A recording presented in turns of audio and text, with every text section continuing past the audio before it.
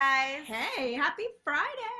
it's Audrey and Vera. We're in New York City. We're here for a couple of days with Pampers. Today's actually our last day. Yeah, you posted some good photos. We were at Google yesterday, Yes. and then I think you posted something else too. I felt like of us being here. Maybe not. Oh, the chef, the Yeah, the culinary chef. school. Yes. So we went to Google, and I actually wasn't really sure of what the conversation was going to be about. So yesterday I posted to ask SEO questions, and Yeah, it ended up being more of a Google YouTube conversation. which was helpful. So we wanted to recap a little bit about what we heard because it was actually super informative, and we walked away knowing, okay, this is a movement that we have to do here. Like, this is Yeah. real. Like, we need to jump on this. So the first stat that they said that I thought was really powerful Yes. was in a day there are 1 billion Billions. hours of Billion with yeah. a B. hours of viewed of content from YouTube a One day. day. Billion with a B. That's crazy. So You gotta take a piece of that pie. I mean, yeah, if you hear that, you're going, how can I not be Because he part was of asking this? people, and he was like, how many hours a day do you think people are consuming of YouTube? And people were saying like 400 million, 5, and I'm thinking, oh my God, these people are like way over, like they're just over like shotting it here. It's just, this is crazy. And then he was like 1 billion. Billion. So I mean, it's almost like one of those ridiculous things that if you have the ability in your business, in your company, to utilize video on YouTube, you'd almost be crazy not to take a piece of that pie. Yes. Maybe you're not going to get hundreds of thousands of hits on your videos. And there are people in the room with us who are vloggers, and that's what they do. They do daily videos, and they are getting hundreds of thousands of hits a day. But it doesn't matter. You can get a piece of that pie because those are eyeballs to your business, and you can make that content be whatever you want. Right. And like for a minute I was sort of sitting there and I was a little So our kids. Oh yeah, I was a little deterred. I was like, okay, we're sitting with 10 major YouTubers, and here I am where my videos are getting on average like 200 views. Like, I don't get a lot of views on YouTube unless I put money behind it, and I was unless just, she's naked, but you've decided or not. That's I'm another naked. channel. I mean, or I'm naked. Whole other channel. But I after hearing that, it was like a little bit inspiring because I said, well, it's just worth it. It's worth the shot. It's worth the extra effort for me to make a video component to whatever it is I'm doing. So if I'm going on vacation, maybe just shooting some sort of content that'll recap the vacation. Yeah. That could go in my blog as some extra content for me, but also really filming it with YouTube in mind. Yeah. So prior to that conversation, I always viewed YouTube as a means to enhance my blogging, your current content. Right, my current content. So YouTube was just there to enhance my job over there. Right. And after this conversation, I was looking at it more as, okay, YouTube is just another place for me to live, disconnected from all the other things I do. Right. I have to view it as its own entity. Because it is a completely different audience, and you have to think of it that way. We all have social media integrated into our businesses because we have to. But, the people that are, maybe reading my blog might not be going to my Facebook page every day. And the people that are going to my Facebook page, they might not be going to my Twitter feed. So it really is a completely different audience, a completely different platform. But, we just want to give you 3 big takeaways that we learned from YouTube because we think that these are important for whatever business you have to really try to figure out a way to bring it in. So the first one, number 1, is a shareability. The guy that chatted with us said, listen, it's the shareability thing is gigantic. Create videos that can be shared. So like, Lori, I know you said you hate doing videos, but obviously with your fashion, that would be, I feel like it would be such a great video where you could actually show off, obviously, like maybe some really hot items for the week and then get your base to share that video. For us, we were trying to think what could be like, shareable, like really what would make somebody on YouTube or even on Facebook that sees my video want to share it. And it's going to be different for everybody. And also along that same line, he said, you have to think about why somebody shares content. Right. So they share a funny video because they want to be viewed as funny. They share a science video because they want to be portrayed as someone who's intelligent. Right. So whatever you're creating, think about who would share that? What type of person are you targeting? And so, you know, like you just have to make sure that you have an audience. Like, who are you making this video for? Who specifically are you hoping will share your content? And he did say, like, when you're making videos with the shareability piece, there are really two verticals to think about. Every video that is viral or has gone crazy, they either have taught you something or they've entertained you. So he said, you know, if those two pieces aren't in play, like to teach, to educate somebody on something, or to just truly entertain you, then it's probably not going to be a kind of video that's going to have that shareability factor. So those are kind of two things to kind of let it seep into at least my head and go, okay, so that when I'm making video content now, not just for our blogs, but together, what kind of video could be shared because it's either teaching or entertaining? Yes. And Desiree, like the quick crafts cooking stuff, absolutely. Yeah. For me, so just to hone in how I really walked away from this whole thing. So I was sitting there and I was thinking to myself, I was like, okay, so like, you know, these quick shareable, like 20-second, 30-second spots, like I'm not a person that is good at making those crafts. I don't have a DIY bone in my body. It'd be more joke ones. It would be a mess. It would be a mess. Factor. But for me, like I said, I can do something like, you know, how to wear a blazer 3 different ways. Right. And sort of like give a mom or a woman in general, this is a really quick way to wear the same piece of clothing 3 different times. And you have all these pieces in your wardrobe, but maybe you never thought to do this, and this, and have a sort of like, not a GIF, but maybe just like this really quick thing that's happening in front of you, and it's like bite size and it's understandable and it's quick, and there it is. And I said, I could do that. I could do that. That's something in my wheelhouse. Am I a cook? Like, can I do those cook videos? No.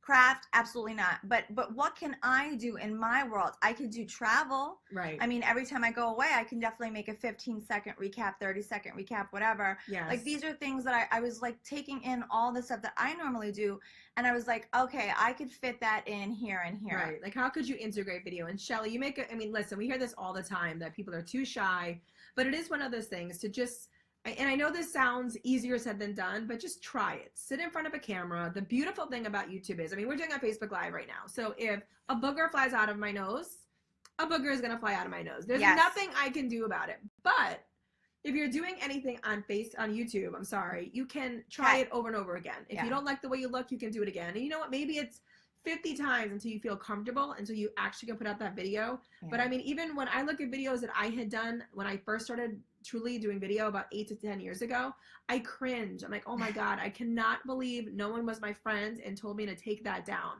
But here's the thing, you get more comfortable as you get going. You get people that really kind of get who you are and they keep tuning in.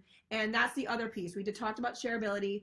He also said consistency. Consistency is huge. If you're going to do a video on a Monday, make sure next Monday you're doing the same video and the same video the next Monday. He said the worst thing you can do is, which is what we fall into the trap of all the time, is the consistency of it. He said a lot of these daily vloggers are so good at what they do. It's because they're consistent. Every day before 12 o'clock, their followers know they're going to put out a daily video of what they did the day before.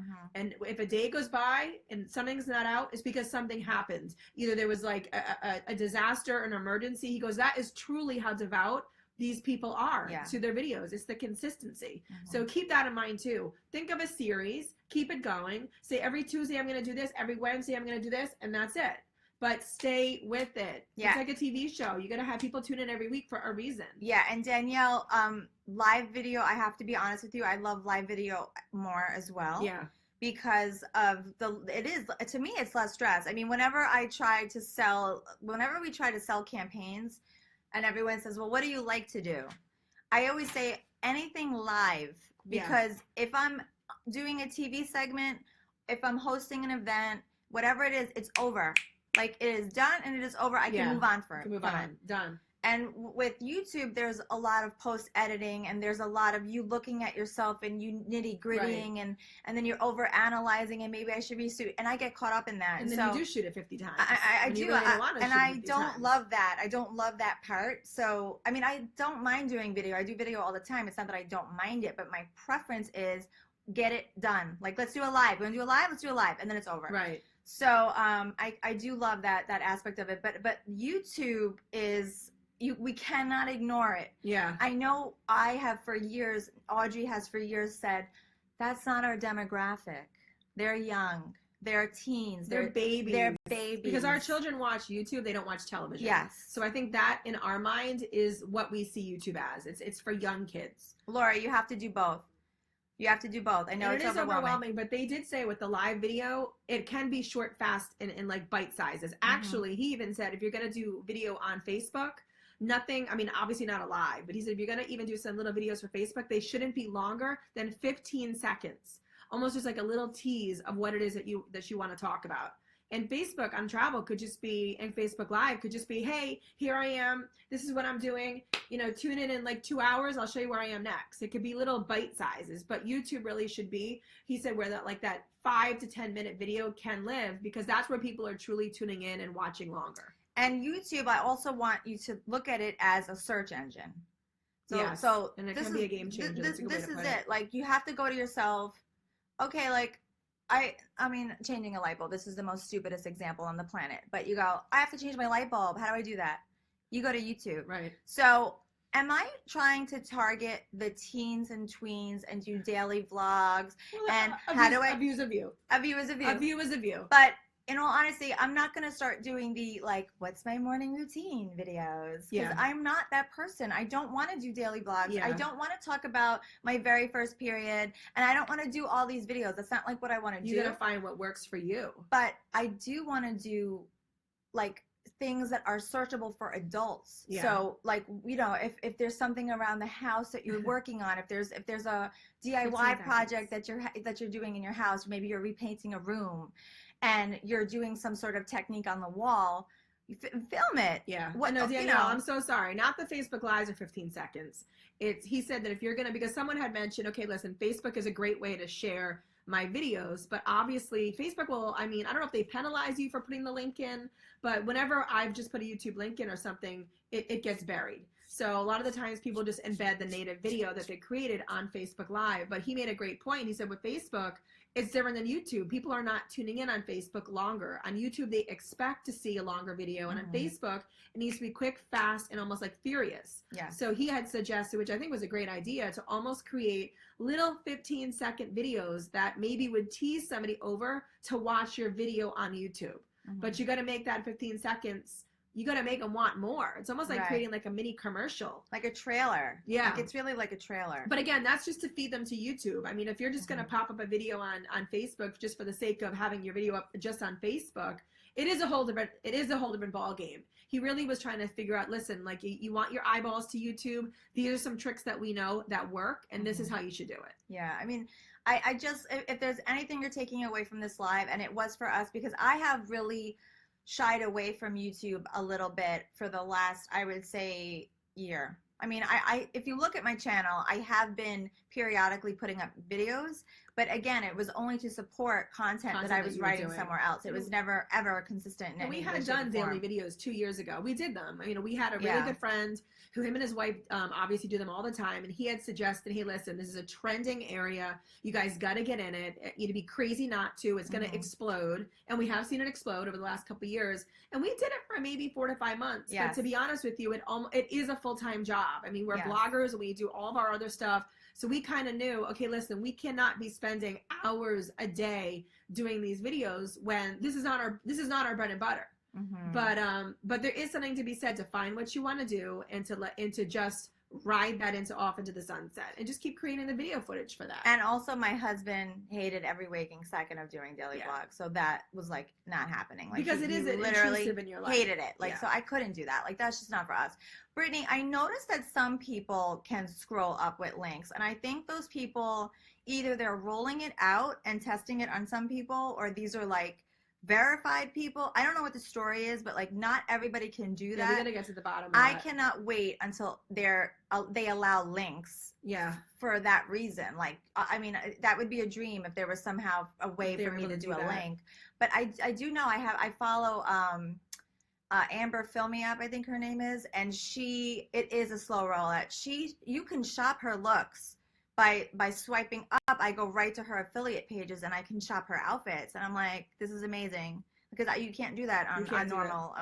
General public can't do that. GP can't do that. The general public can't do that. We can't do that. But she can do it. She can do it. But let's give our last. So the last tip too, he said, is a conversation. Yeah. So have a conversation with your audience. You know, right now we're looking at a little green light. We cannot see any of you, but we know that our friends are out there. So he said, truly, when you're doing your video, he goes, you know, I know it's a very simple advice, but it is the best advice. He goes, the people that do the best on YouTube are the ones that genuinely have a conversation with anyone that's watching. Even if it's just your mother watching your videos, have a conversation with her.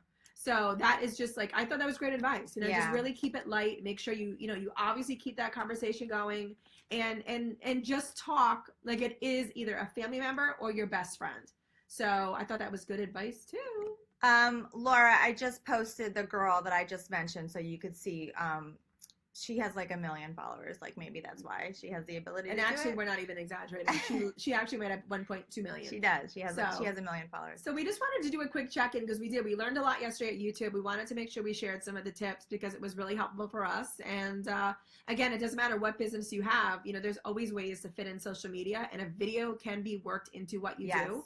Then definitely ride that train because it's not going away. But also make it its own strategy. Yeah. Like, I think that's the true lesson.